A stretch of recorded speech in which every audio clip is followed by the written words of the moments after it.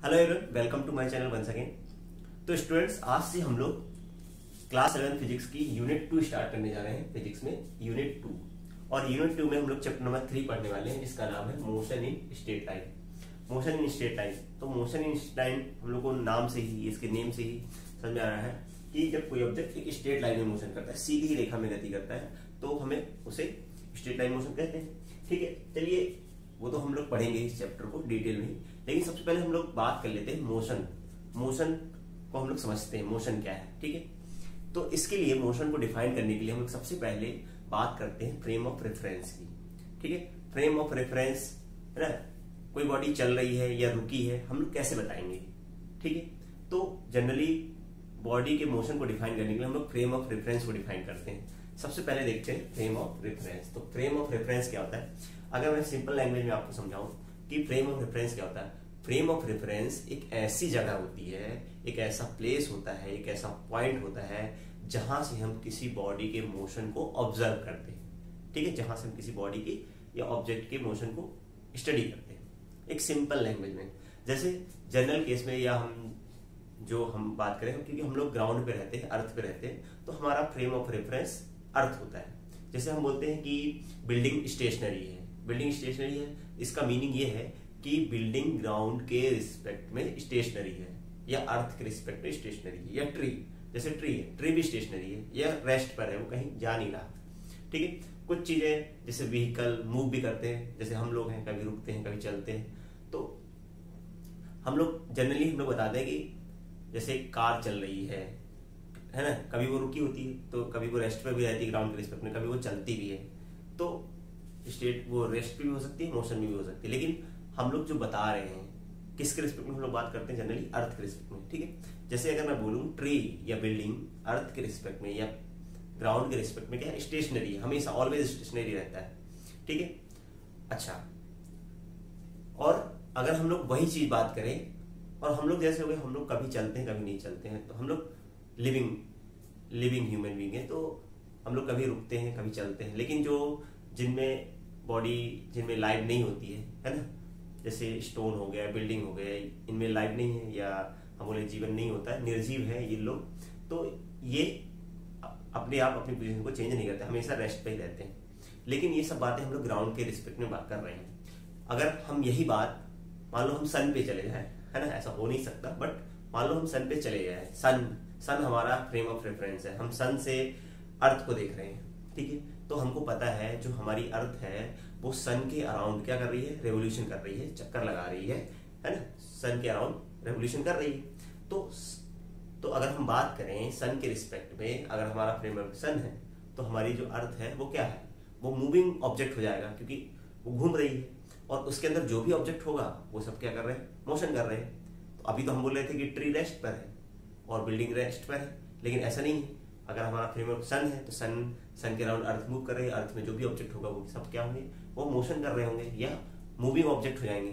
तो कोई भी बॉडी एब्सोल्यूट रेस्ट पे नहीं है, कोई बॉडी मोशन पे नहीं है। हमारा फ्रेम ऑफ रेफरेंस क्या है, जैसे हम लोग बोले हमारे घर से स्टेशन 2 किलोमीटर दूर है। ठीक है, और हमारे घर से स्कूल, हमारा स्कूल मान लो हम जिस स्कूल में पढ़ते हैं वो वहां से 1 किलोमीटर की डिस्टेंस पर है, तो है ना, तो हम कहीं अपनी जो पोजीशन है वो किसके रिस्पेक्ट में मेजर कर रहे हैं, हम अपने घर से मेजर कर रहे हैं। घर से हमारी स्टेशन या हमारा रेलवे स्टेशन इतनी दूर है, हमारा घर से स्कूल इतनी दूर है, तो हमारा जो रेफरेंस पॉइंट है वो क्या है, रेफरेंस पॉइंट हमारा घर है। हम अपने घर के रिस्पेक्ट में बाकी सब ऑब्जेक्ट की, स्टेशन हो गया, स्कूल हो गया, की डिस्टेंस को मेजर कर रहे हैं। ठीक, तो वैसे कुछ होता है फ्रेम ऑफ रेफरेंस।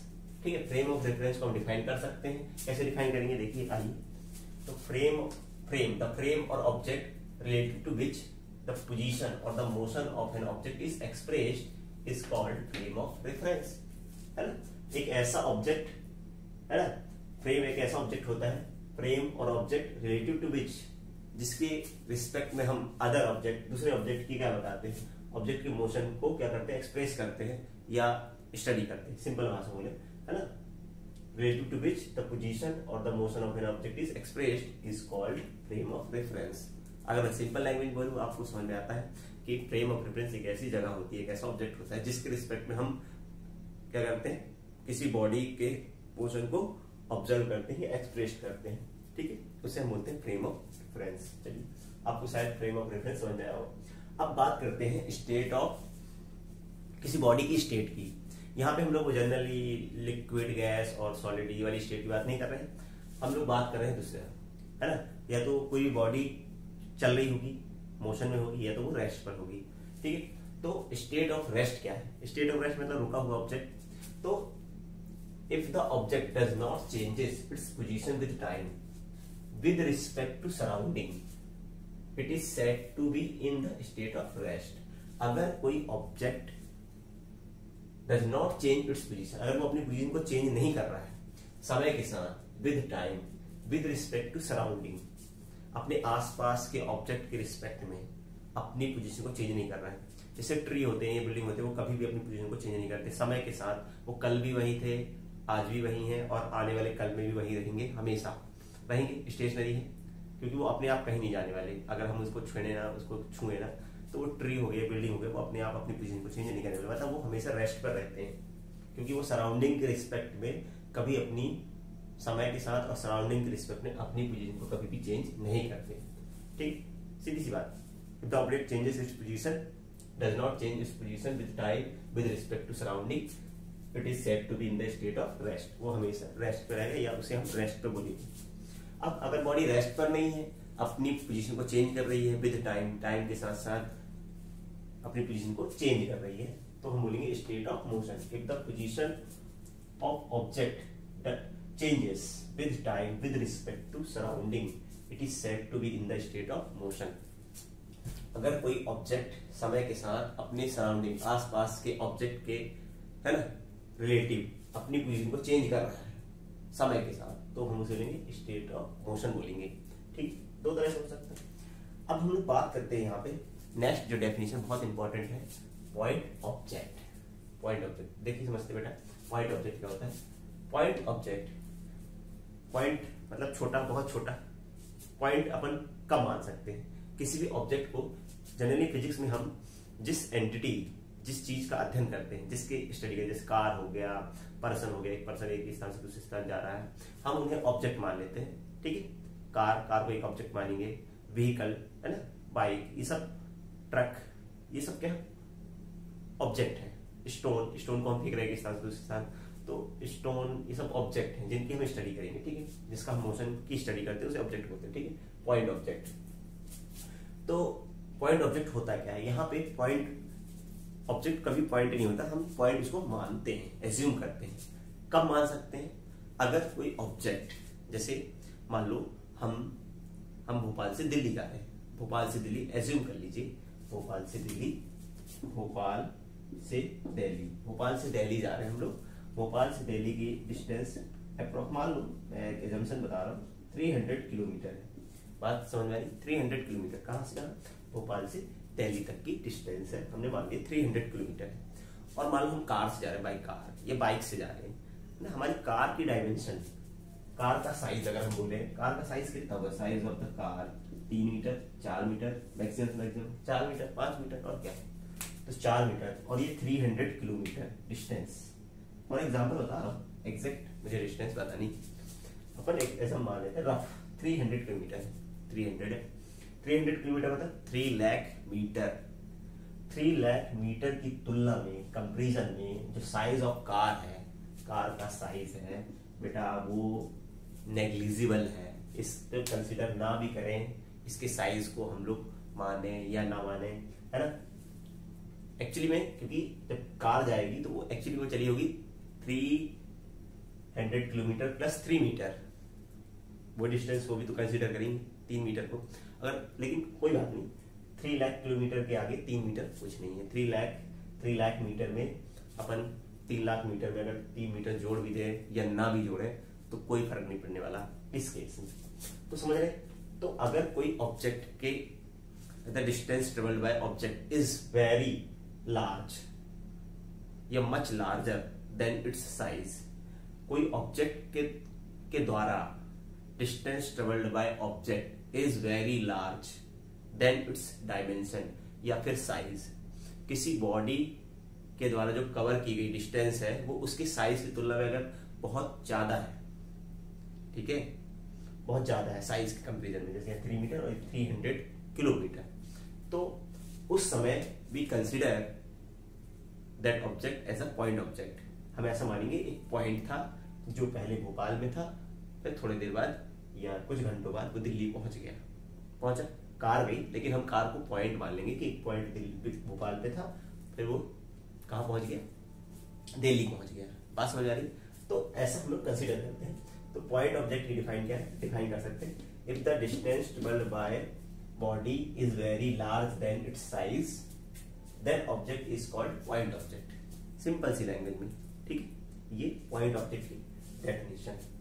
चलिए अब हम बात कर लेते हैं टाइप्स ऑफ मोशन की। ठीक, टाइप्स ऑफ मोशन को हम लोग देखते हैं कि मोशन कितने टाइप से हम लोग डिफाइन कर सकते हैं। तो डायमेंशन के आधार पर हम लोग मोशन को 3 प्रकार से डिफाइन करते हैं। ठीक, डायमेंशन हमारे पास 3 कोऑर्डिनेट एक्सिस होती हैं बेटा, एक्स, वाई और जेड। तीनों परपेंडिकुलर होते हैं। ठीक, तीसरी परपेंडिकुलर होती है जेड। दो अगर इस प्लेन में एक्स वाई, तो जेड यहाँ पे बाहर की तरफ होगी, बाहर, ऐसे बाहर। तो 3 डायमेंशन होते हैं ना।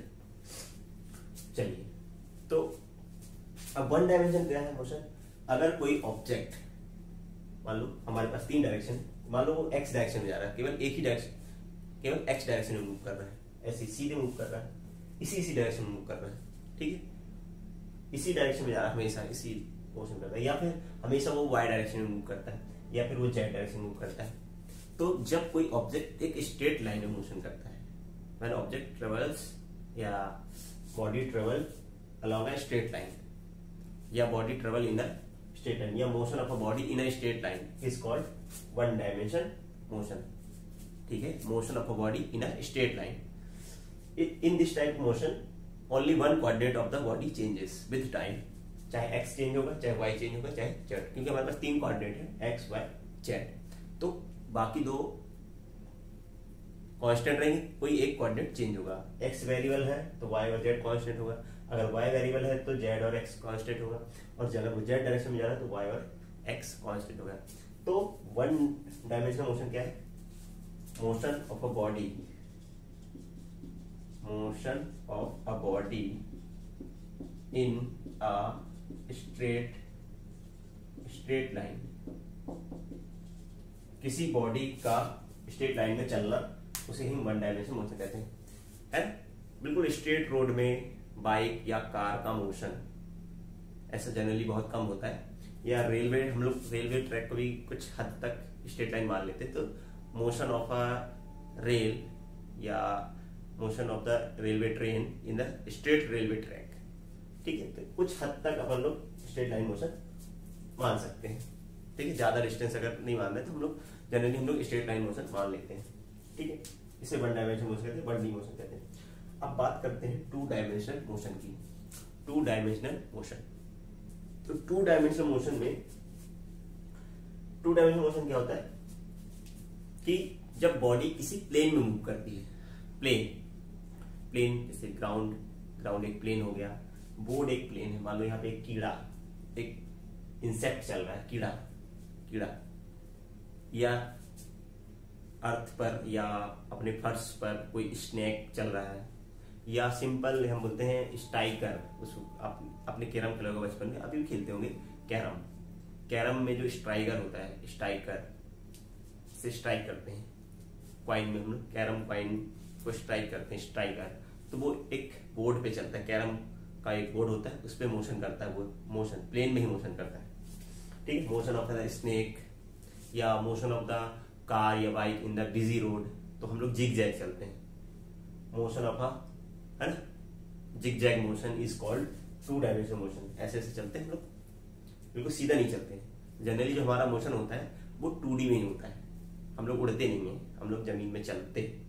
ठीक है, तो जमीन में ऐसे ऐसे चलना, ये जिग जैग पाथ पे, वो क्या है? 2 डायमेंशनल मोशन। तो 2 डायमेंशनल मोशन में कोई 2 कोऑर्डिनेट चेंज होते हैं। अगर वो एक्स वाई प्लेन में जा रहा है तो एक्स और वाई चेंज होगा, जेड कांस्टेंट रहेगा। अगर वाई जेड में मूव कर रहा है तो एक्स कांस्टेंट रहेगा, जेड एक्स में मूव कर रहा है तो वाई कांस्टेंट रहेगा। तो सिंपल सी बात है, मैंने एग्जांपल बहुत सारे दिए। Motion motion in a plane, simple था, motion in a plane, motion in a plane is called two dimensional motion. जब कोई बॉडी किसी प्लेन में मूव करती है, ठीक है, जनरली जो ग्राउंड पे जो मोशन हो रहा है वो टू डायमेंशनल मोशन होता है। अच्छा, अब बात करते हैं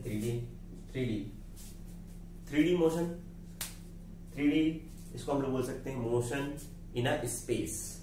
जब कोई ऑब्जेक्ट, जिस चिड़िया का उड़ना है ना, चिड़िया का उड़ना या इंसेक्ट कोई जो उड़ने वाला है, बर्ड, चिड़िया है ना, बर्ड्स का, फ्लाइंग बर्ड्स, इनका जो मोशन है, या काइट क्या करता है, वो ऐसे से उड़ता है, सब प्रकार का मोशन करता है। काइट, पतंग की गति, motion of the kite, motion of the bird, ठीक है। ये कुछ हमारे क्या है, 3 dimensional motion. Motion of the air molecules, है ना, एयर मॉलिक्यूल्स का जो मोशन होता है, डिफरेंट गैसेस में जो मॉलिक्यूल्स होते हैं वो अपने यहाँ स्पेस में है और वो 3 डायमेंशनल मोशन कर रहे हैं। तो motion in a space, motion in a space is called 3 dimensional motion या 3D मोशन। तो हम लोगों ने जाना, इतनी चीजें हम लोगों ने पढ़ा। फ्रेम ऑफ रेफरेंस क्या होता है, स्टेट ऑफ रेस्ट क्या होता है, स्टेट ऑफ मोशन क्या होता है, पॉइंट ऑब्जेक्ट, मोशन को हम लोग कैसे क्लासिफाई कर सकते हैं, ठीक है। तो ये तो बेसिक मोशन के बारे में हो गया। चलिए अब आगे देखते हैं, और मोशन से रिलेटेड कुछ टर्म होती है, उन्हें हम लोग स्टडी करते हैं। आप लोग इसे नोट कर लीजिए, फिर आगे देखते हैं। चलिए अब हम लोग मोशन से रिलेटेड कुछ और डेफिनेशन देखते हैं। सबसे पहला जो डेफिनेशन है वो है डिस्टेंस, ठीक है, डिस्टेंस। तो डिस्टेंस क्या होता है, बेसिकली जब ऑब्जेक्ट मोशन करता है तो कुछ इंटरवल के लिए, कुछ टाइम के लिए जब उसने मोशन किया, एक स्थान से दूसरे स्थान गया, ठीक है, एक पोजीशन से दूसरी पोजीशन गया, तो उस टाइम इंटरवल में उसने कितना लेंथ ऑफ पाथ, कितना पाथ कवर किया, ठीक, उस टाइम इंटरवल में the length of the path covered by या traversed by body is called distance, ठीक है। जब ऑब्जेक्ट एक स्थान से दूसरे स्थान मूव करता है, तो मान लो 4 सेकंड के लिए उसने चला या 1 घंटे के लिए कोई ऑब्जेक्ट चला, तो उस टाइम इंटरवल में उसने कितना पाथ कवर किया, उस पाथ की लंबाई, length of the path traversed by the body during its motion is called distance, ठीक है। डिस्टेंस, दूरी। तो सिंपल से अगर हम बात करें डेफिनेशन की, the length of the path, the length of the path, the length of the path traverse या covered भी लिख देते, cover है ना, the length of the path traversed by body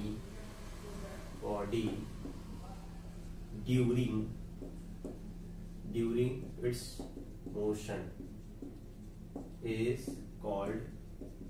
is called distance, ठीक है। The length of the path traversed या covered by body during its motion is called distance, simple, ये डेफिनेशन। अच्छा, डिस्टेंस को हम लोग S से रिप्रेजेंट करते हैं, S या फिर D से रिप्रेजेंट करते हैं, ये रिप्रेजेंटेशन है डिस्टेंस। जनरली D कई लोग S से भी रिप्रेजेंट करते हैं ये डिस्टेंस को। और इसकी यूनिट, ठीक है, यूनिट की अगर बात करें तो यूनिट, क्योंकि डिस्टेंस है, पाथ की लेंथ की जो यूनिट होती है मीटर होती है, ऐसा यूनिट तो मीटर होती है, इसको स्मॉल m से रिप्रेजेंट करते हैं, ठीक है, सिंबल हो गया S यूनिट। अच्छा, ये बता दी हम लोगों ने, it is a scalar quantity, it is a scalar quantity, ये स्केलर क्वांटिटी होती है, ठीक है, इसमें कोई डायरेक्शन नहीं होती। फिजिक्स में वैसे 2 प्रकार की क्वांटिटी होती है, स्केलर और वेक्टर। जिनमें डायरेक्शन होती है, मैग्नीट्यूड के साथ साथ डायरेक्शन होता है, उसे हम लोग बोलते हैं वेक्टर, और जिनमें केवल मैग्नीट्यूड होता है उन्हें बोलते हैं स्केलर। ये जब हम मोशन इन प्लेन पढ़ेंगे, ठीक है, इसके बाद वाला चैप्टर, उस वहां पे हम लोग वेक्टर और स्केलर के बारे में जानेंगे। फिलहाल अभी तो याद रखिए डिस्टेंस में केवल मैग्नीट्यूड होता है, यहाँ पे डायरेक्शन नहीं होती। चलिए चलिए अभी ये तो बात आगे चलेगी, लेकिन फिर भी मैं यहाँ लिखा देता हूँ क्योंकि मैं डिफरेंस करके बता दे रहा हूँ ताकि आपको एक क्वेश्चन आप लिए एग्जाम के लिए तैयार हो जाएगा, difference between distance and displacement, इसलिए मैंने ऐसे अलग अलग करके लिखा है। तो मैं इधर बता रहा हूँ, चलिए इसको डिस्कस कर लेंगे। अभी मैं यहाँ बताता हूँ। अब एक बार डिस्प्लेसमेंट की बात कर लेते हैं, ठीक है। डिस्प्लेसमेंट क्या होता है? तो बेसिकली डिस्प्लेसमेंट क्या होता है, बॉडी की इनिशियल और फाइनल पोजीशन के बीच की जो डिस्टेंस होती है उसे हम डिस्प्लेसमेंट कहते हैं, ठीक है। सपोज करो एक पोजीशन ए है और दूसरी पोजीशन बी है। ए से बी तक जाने के लिए हमारे पास कई रास्ते हैं, एक रास्ता ये है, एक रास्ता ऐसे है और एक रास्ता ऐसे, 3 रास्ते हैं हमारे पास, ठीक है। मान लो ये रास्ता 8 मीटर का है, ये मान लो 7 मीटर का और ये 6 मीटर का है, ठीक। ऐसे 3 रास्ते हैं, ए से बी तक जाने के लिए 3 रास्ते हैं। तो ये इसकी इनिशियल पोजीशन और ये फाइनल पोजीशन। तो इनिशियल और फाइनल पोजीशन के बीच की मिनिमम डिस्टेंस को हम लोग क्या कहते हैं? हम लोग कहते हैं डिस्प्लेसमेंट, ठीक है। Distance between initial and final position of a object is called displacement, या shortest distance between final position and initial position of a body is called displacement, ठीक है। तो शॉर्टेस्ट डिस्टेंस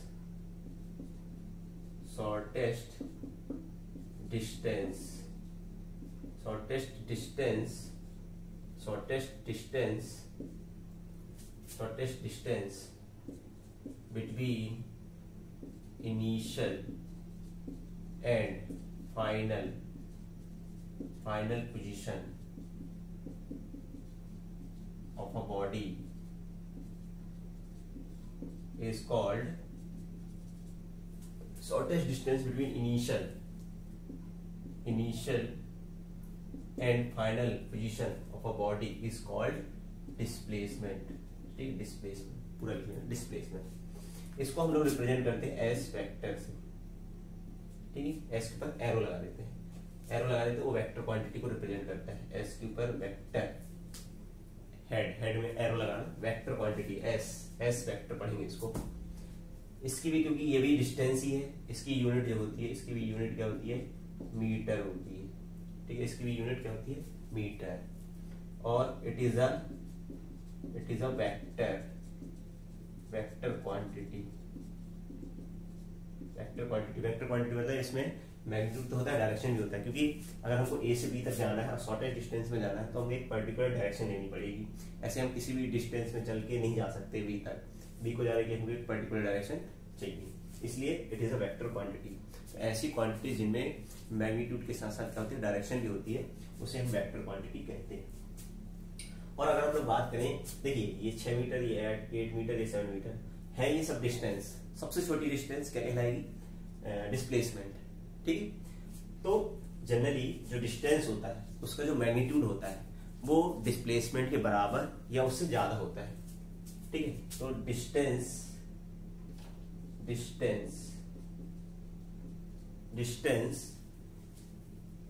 का मैग्नीट्यूड या डिस्टेंस इज ग्रेटर और equal to magnitude of displacement, ये बहुत important होता है, ठीक है। तो डिस्टेंस जो होती है वो डिस्प्लेसमेंट से बड़ी होगी या बराबर हो सकती है। अगर कोई ऑब्जेक्ट सीधी लाइन में चल रहा है, ठीक है, जैसे मान लो यहाँ से ए से बी पे गया, स्ट्रेट लाइन में गया, ए से बी में गया, तो इस केस में डिस्टेंस और डिस्प्लेसमेंट दोनों क्या हो जाएगा? सेम हो जाएगा। मान लो ये 4 मीटर गया तो 4 मीटर डिस्टेंस भी होगी और डिस्प्लेसमेंट भी होगी। इस केस में डिस्टेंस और डिस्प्लेसमेंट क्या होगा? बराबर होगा। लेकिन यहाँ पे देखिए डिस्टेंस जो डिस्प्लेसमेंट है वो क्या है? डिस्टेंस जो है, डिस्प्लेसमेंट जो है वो डिस्टेंस से क्या है? छोटा है, ठीक। तो जनरली जो हमारा डिस्प्लेसमेंट होता है, उल्टा लिख देंगे, है ना, डिस्प्लेसमेंट का magnitude is less than equal to distance. तो ये समझिए आप लोग, डिस्टेंस और डिस्प्लेसमेंट में ये डिफरेंस भी है। The length of the path traverse और covered by body during its motion is called distance. इसको एस या डी से रिप्रेजेंट करते हैं। Shortest distance between initial and final position of a body is called displacement, इसे S vector से present करते हैं। इसकी भी यूनिट मीटर होती है, इसकी यूनिट मीटर होती है, ठीक है। It is a scalar quantity, it is a vector quantity, ठीक है। डिस्टेंस का जो मैग्नीट्यूड होता है वो डिस्प्लेसमेंट से बड़ा होगा या फिर बराबर हो सकता है, बट डिस्प्लेसमेंट का जो मैग्नीट्यूड डिस्टेंस से छोटा या बराबर हो सकता है। ये तो हम लोगों ने बात कर लिया डिस्टेंस और डिस्प्लेसमेंट में, डेफिनेशन भी समझी और हम लोगों ने उनमें डिफरेंस भी समझ लिया। तो आपके लिए एक कंप्लीट क्वेश्चन हो गया एग्जाम के लिए कि right the difference between distance and displacement. ठीक, डिस्प्लेसमेंट वेक्टर क्वांटिटी है, डिस्टेंस स्केलर क्वांटिटी है, दोनों की यूनिट मीटर होती है। ठीक है, ठीक। अच्छा, अब कुछ एग्जांपल है डिस्टेंस और डिस्प्लेसमेंट से रिलेटेड, 4 क्वेश्चन मैंने बनाए हैं, आप यहाँ पे देख सकते हैं। देखिए दोनों केस में, चारों केस हमारे पास 4 एग्जांपल मैंने लिए हैं। ठीक है, तो देखिए इन केसेस में हमको हर केस में डिस्टेंस और डिस्प्लेसमेंट बताना है। इस केस में देखिए एक ऑब्जेक्ट हमने ए से फेंका ऊपर की ओर, वो h हाइट तक गया, इसके बाद वो नीचे आ गया, बी वापस आ गया, तो इसकी इनिशियल पोजीशन और फाइनल पोजीशन क्या होगी, सेम है। डिस्टेंस कितनी होगी, d।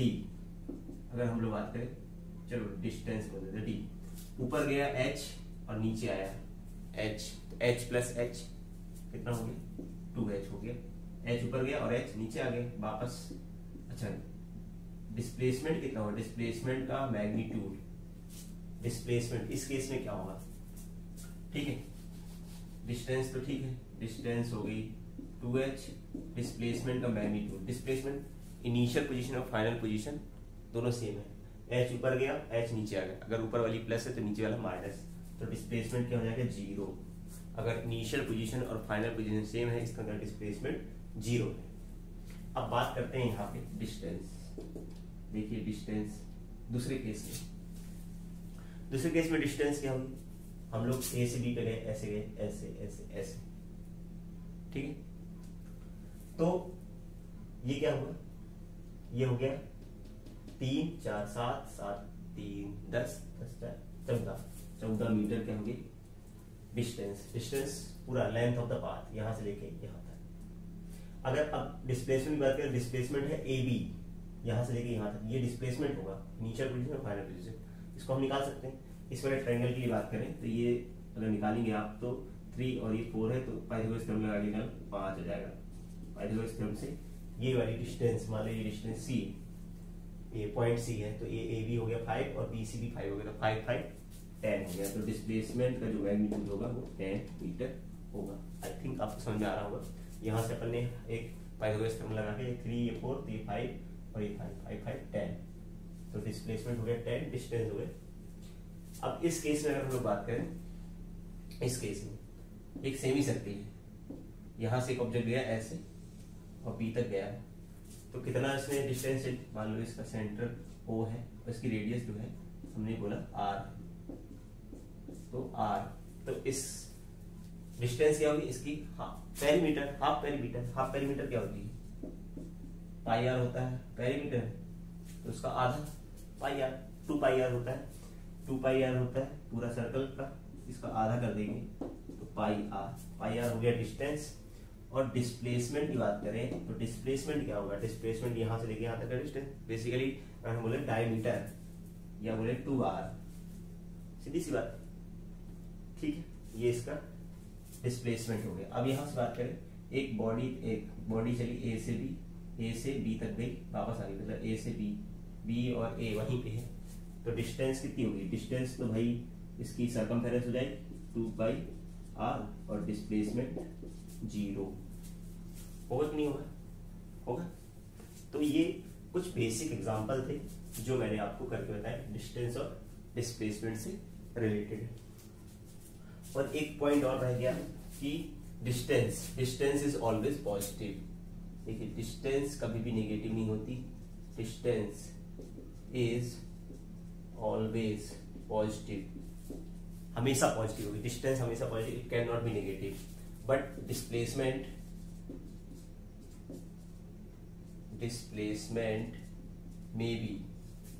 may be positive, negative और 0 depending upon the position of the object।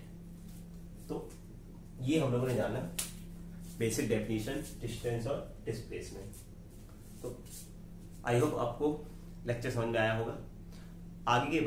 आगे के लेक्चर में हम लोग कुछ डेफिनेशंस और हैं, जैसे स्पीड, वेलोसिटी, एक्सेलरेशन, इन सबको हम लोग स्टडी करेंगे। ठीक है, थैंक यू।